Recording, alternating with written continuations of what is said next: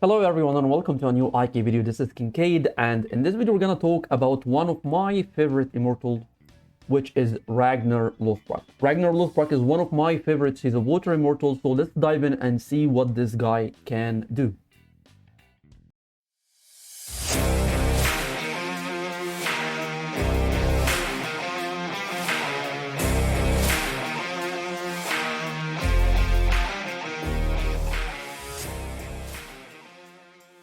So Ragnar is a defense water immortal, which means that he's not going to deal a lot of damage. I know his skill does around 200% of physical damage, but since he's a defense immortal, that means that his physical attack will be very low.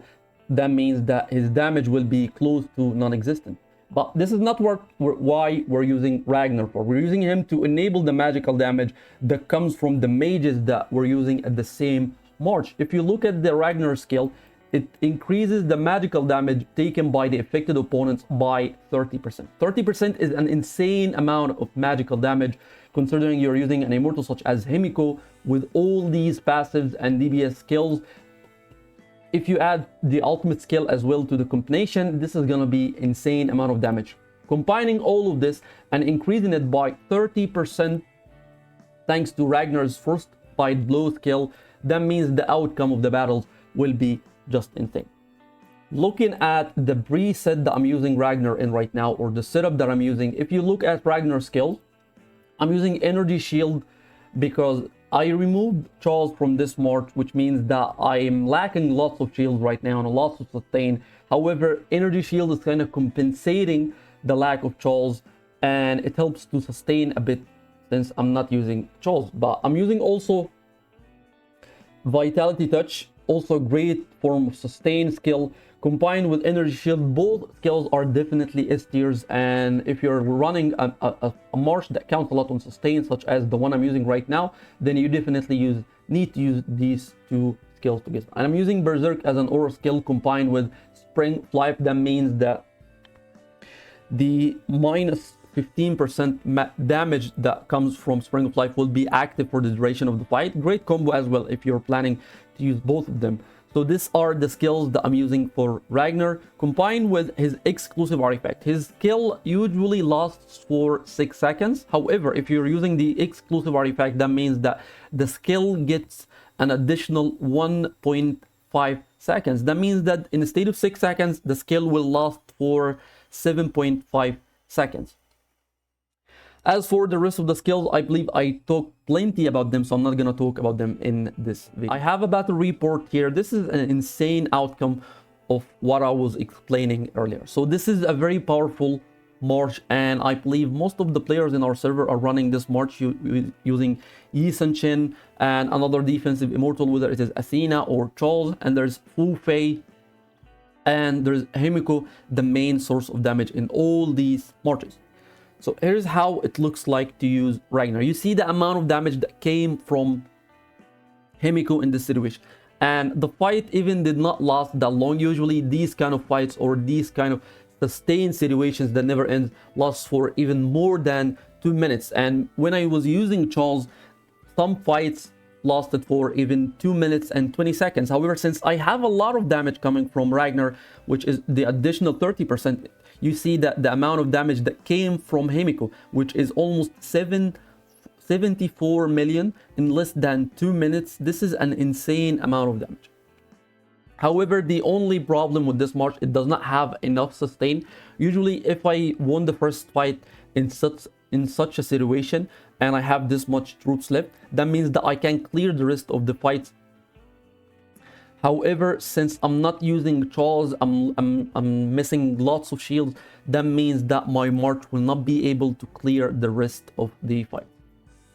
This is also a very interesting report. Here I'm facing Aruha with her Charles, Athena, and she also has the king buffs, considering looking at the amount of troops that she has. Athena is using guard, and Charles is using resist and malice. Malice is actually a great skill to counter Himiko, since Himiko is counting a lot on the critical damage, and I'm also using a crit rate artifact with annihilation that increases the critical damage. So this is actually a good setup to use against my march. However, you can see the amount of damage that came from Himiko in this situation as well.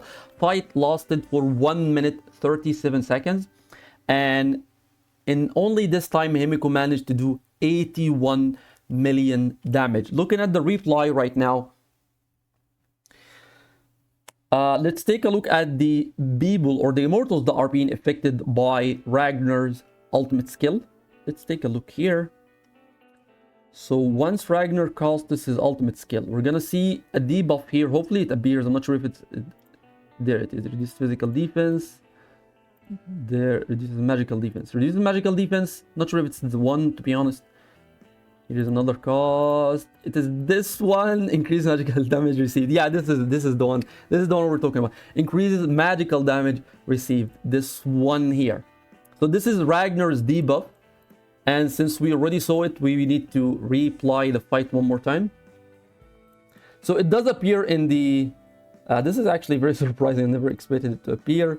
But here we go one more time. We're gonna notice the buff when the buff is active and Himiko casts her ultimate skill. We need to see the amount of damage that comes from Himiko. Alright. One more skill from my dragon. One more skill from her dragon. And Ragnar already casted the skill. But it takes time for Himiko to cast her ultimate skill. It takes 20 seconds to start gaining energy. There we go. You see that there is insane amount of damage that comes from Himiko every time she casts her ultimate skill.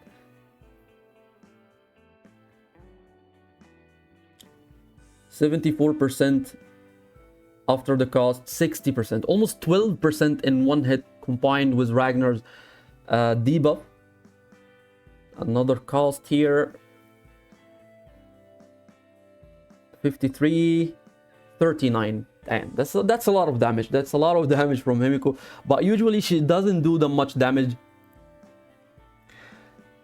But thanks to Ragnar, she is able to, and this is actually insane. I was actually hesitant to use Ragnar at first because he's a water immortal. That means that he's weak against earth elements, and a lot of people are using earth.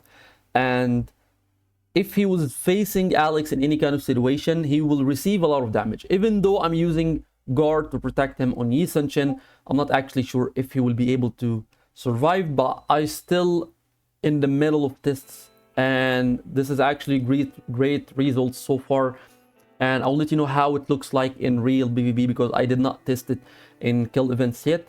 The only place that I tested it is arena, but this will be all for this one. Thank you so much for watching. Don't forget to subscribe to the channel and have a wonderful day.